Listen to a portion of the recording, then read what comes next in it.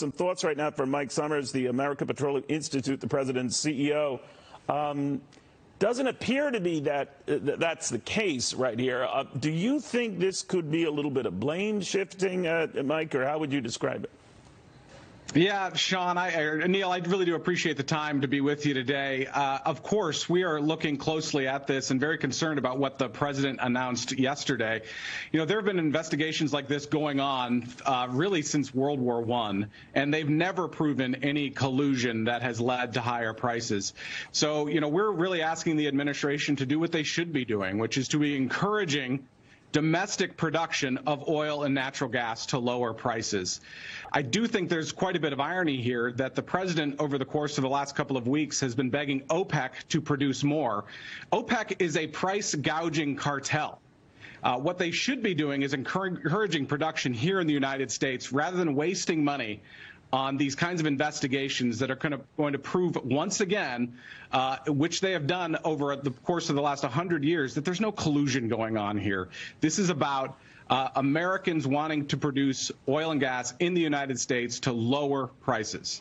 And then you'd have to have everyone involved in the collusion, right? I mean, oil now is a commodity traded in the open markets, so you'd have to get everyone in on the fix. Now, I'm not saying that is beyond the possible, but given what's happened and given curtailing fossil fuel production as we know it, and dealing with shale the way the administration has, that at least it set in motion the potential for more limited supply in this country, or we wouldn't be begging other countries to make up the difference.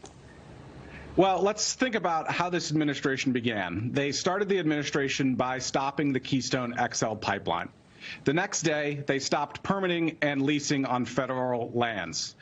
And then they stopped production in the ANWR, the Alaskan National Wildlife Refuge.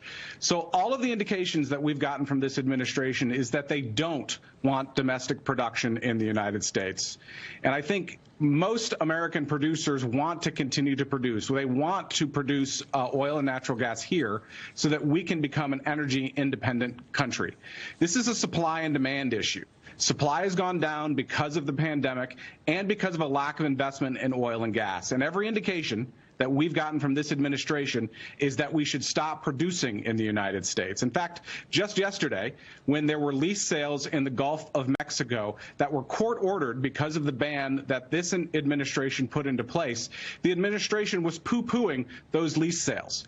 So every indication that they're giving to American producers to produce in the United States has been negative.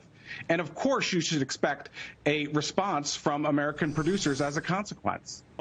Critics of the oil industry could say you're just talking your book. But I do want to get your thoughts on the president's choice for controller of currency.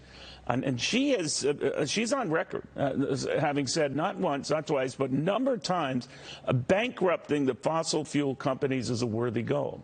Now, this is someone who would have no purview over your industry, but that does seem to be a theme that's echoed and indeed supported all the way up to the President of the United States, or he wouldn't have risked appointing her to a position that could generate a great deal of controversy. So do you feel that this administration has it out for you? Well, obviously, we were very disappointed in those comments by this nominee. Who would actually be the ones that are hurt by bankrupting fossil fuel companies in the United States?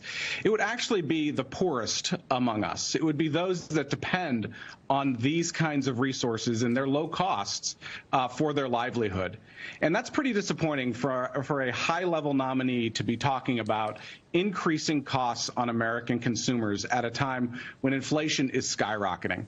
So we're very concerned about what has been put forward by this nominee, but we also have to keep in mind that the administration has continually tried to stop production in the United States, which is leading to higher prices right now. Literally, this is the equivalent of if there were a food shortage, if the United States were to push on farmers to stop farming. And I think all of us would understand that in a crisis like that, we should be encouraging people to produce here at home to provide for the American people, particularly during this time of an energy crisis. Real quickly, then, do you think prices would still have gone up given the demand coming out of the pandemic, just not as much? Well, absolutely. There's supply and demand issues here. And of course, when we were dealing with the pandemic and oil demand went down, of course, the supply went down as well. But these markets are very well regulated. They're watched by the FTC now. They're watched by the CFTC and many other government regulators. There is no issue here that is not related to just simple supply and demand dynamics coming out of the pandemic and policy constraints that have been put into place by the administration over the course of the last few months. All right, Mike Sommers, thank you very much for joining us. Mike is with the American Petroleum Institute, the president and the CEO.